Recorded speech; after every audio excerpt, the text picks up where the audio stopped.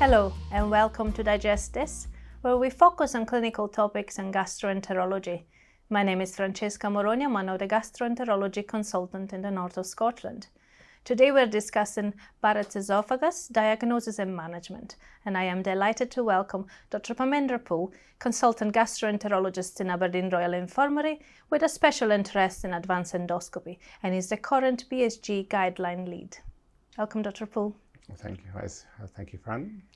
So it's fair to say that Barretts Oesophagus is probably something that most of gastroenterology will know about, but it's also fair to say that not until recently unified diagnosis has become available. So what is actually Barretts Oesophagus and how we diagnose it?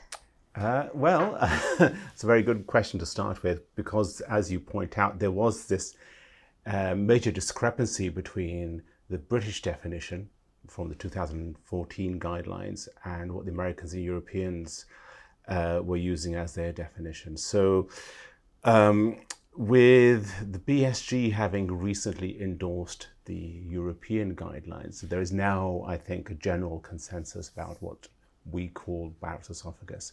So it's a combination of what you find at endoscopy and what you find at histology. So it's the presence of columnar lining in the esophagus, but with the presence of intestinal metaplasia, usually characterized by presence of goblet cells. So you need to have that, in order to be certain about the diagnosis. What is the incidence of Barretts Oesophagus in the UK?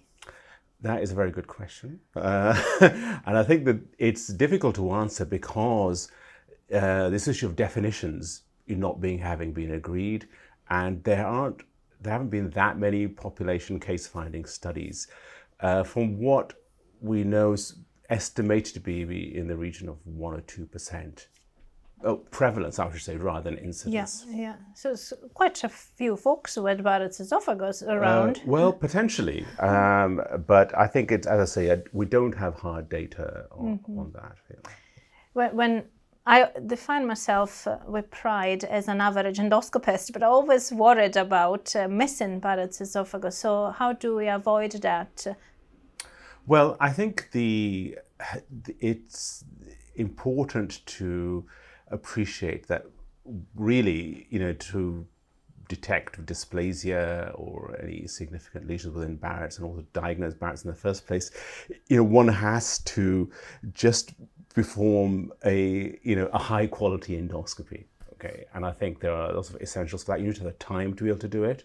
So carefully, evaluate the esophagus and try and identify, where the GO junction is by the proximal end of the gastric folds.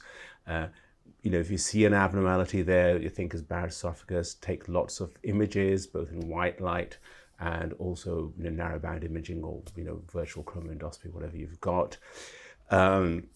Measure the extent, using the Prague classification, which gives a C measurement for this, amount of circumferential involvement, and then an M for the maximum level of involvement.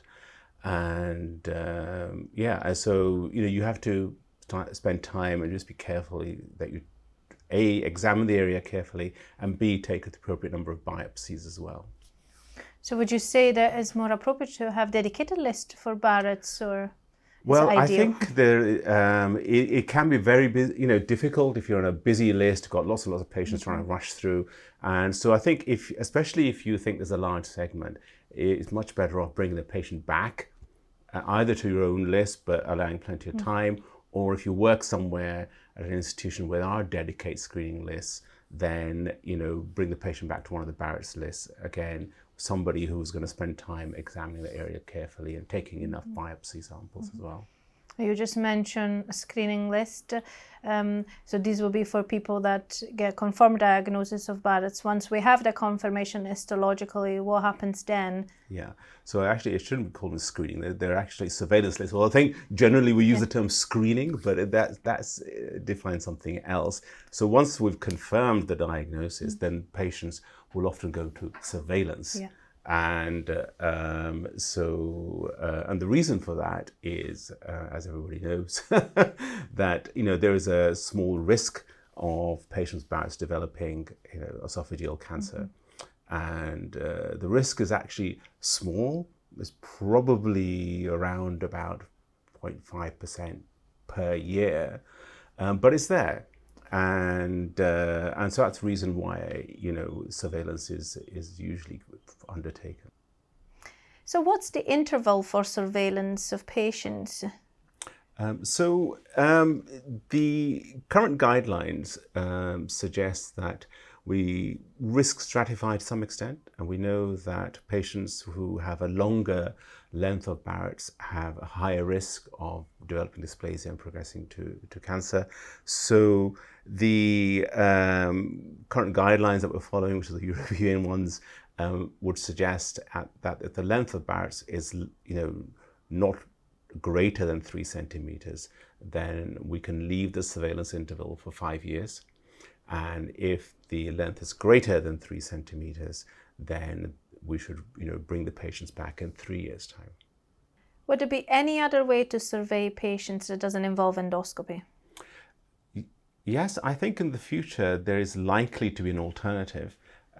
Many of the viewers who are watching this program will be aware of the interest in an esophageal cell cytology collection device. I think originally there was Cytosponge, and now there's Endoscopy as well, which is showing great promise. And there are evaluations of both Scottish and English programs which are being, the results being presented and published. And I think certainly this is a much more acceptable to patients than compared to having, frequent endoscopies. And also perhaps, although we haven't got, data from a randomized study, but intuitively it would seem that it's going to be probably better than taking lots and lots of small biopsies if we can, get many more cells from the whole length of the Barrett's. So I think in the future this will certainly have a significant role to play, and either maybe risk stratifying, deciding who should get an endoscopy first, or perhaps picking out the most high risk patients. And so we confirmed diagnosis of Barrett's esophagus. We discussed the diagnosis with the patients. We offer them surveillance. When do we stop that? That's a good question. I think before considering stopping it, I think also it's worth spending, some time with the patient to see whether it's appropriate to start surveillance, because once you start, it's more difficult to stop. But if a patient is frail, they've got lots of comorbidity and they're elderly, perhaps, one does need to carefully weigh up any benefits from surveillance. And is the patient ever going to be fit enough to have, either endoscopic therapy or surgery in the event of either high-grade dysplasia or cancer being identified. So all of these things need to be considered first before surveillance is started. In terms of when to stop, it's difficult to give a hard answer to that, but the European guidelines do say that once a patient has reached around the age of 75, it's worth considering whether they should carry on or not. And I think the decision needs to be individualized to the patient. We have some very, very fit patients at the age of 75 or even 80 and sometimes 90. And, so one has to assess their fitness and also their own wishes, and sometimes people are just not keen on, they don't enjoy having endoscopy, and so they don't want to keep coming back. But I think it's certainly worth reviewing, whether surveillance should be discontinued around about the age of 75. You mentioned dysplasia, clearly. So that's what we would try to assess by taking biopsies. When we confirm dysplasia in Barrett's, either low grade or high grade, what happened next? So the next step is really one has to decide whether it's low grade or high grade. And I should probably also mention there is another category of patients called indefinite for dysplasia. So we need to be thinking about these three categories and how we manage them. So indefinite for dysplasia is where the pathologist can't be certain. And so in these patients, unless there's been an obvious visible lesion seen, then there should be, the acid suppression should be, increased, and if we brought back for reassessment in 6 months' time. Ideally on a list where there's, somebody can spend some time, dedicated Barrett's list. And essentially the same applies for low-grade dysplasia.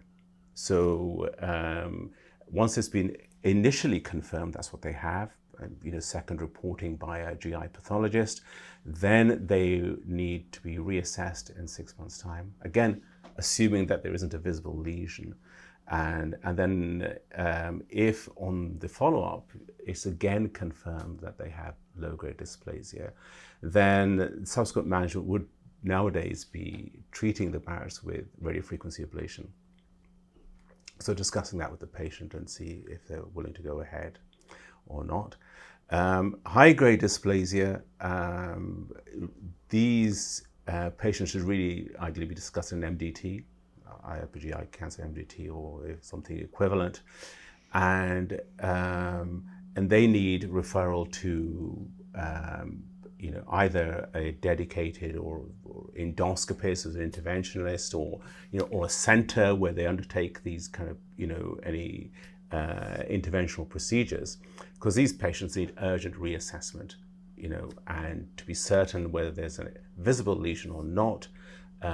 If there isn't, then they would be offered radiofrequency ablation. Again, having second lot of biopsies to confirm that we're not missing any malignancy. If we find a visible lesion either in low-grade or high-grade dysplasia, that needs resection first before radiofrequency ablation is considered. Endoscopic resection, yes. Okay, so in patients without dysplasia, then treatment for Barrett's is lifelong high-dose PPI. Well, the dose of it is also contentious, and the European guidelines have suggested just standard dose is enough. But obviously, depending on patient symptoms, they might need more than that. But I think in terms of looking specifically at preventing progression or whatever, then standard dose PPI is felt to be enough.